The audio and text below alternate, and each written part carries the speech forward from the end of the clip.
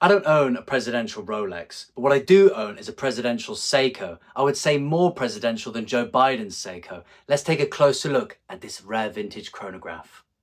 So what we have here is the Executive Seiko chronograph. And I bought this in the mid 2000s, most likely 2006, which I was 16 at the time. I was really into two-tone watches, especially chronographs. And as you can see here, this watch fits the bill nicely. And just look at the dial. It not only has a sunburst effect, but also has this beautiful guilloche inside. Coupled with the Roman numerals, gives this watch a true presidential look. And I will put this one side by side with Joe Biden's Seiko, and now you know why this is a true presidential piece. It isn't called the Executive for no reason. You can see it is very executive in its styling.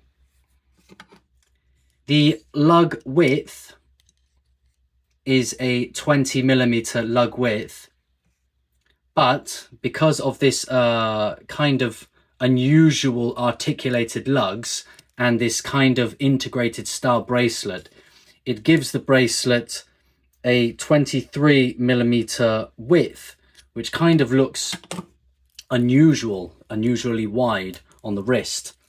I will put this watch on my 7¼ inch wrist. It is a 42mm watch, but because of these articulated lugs, it sits nicely on the wrist. But it has a very wide profile for the bracelet, this beautiful 5-link style bracelet with the small gold strips down the center. It's really comfortable, but unfortunately it doesn't have half links, so I'm kind of between sizes here. You know, if it's a little bit loose, but if I take one out, it's too tight. So I would rather have it slightly loose than cutting off the blood to my hand. But yeah, if I activate the chronograph, you can see here, everything works in perfect order after all these years. I have changed the battery because the battery wouldn't last that long, but I'm surprised that the movement is still holding up today. The reference for anyone who is interested in checking out this watch, it is a 7T620EW0. But this is a rare watch, and I don't think you will find many for sale. You might find a few for sale on eBay or Chrono24, but it is not likely, because this watch is discontinued, and you know, it was many years ago when this was being sold. I think they stopped production in 2008 for this particular model, so I'm just glad I managed to get one while I could. Very interesting style. It is very reminiscent of the era it came from, you know, the two-tone, very flashy style.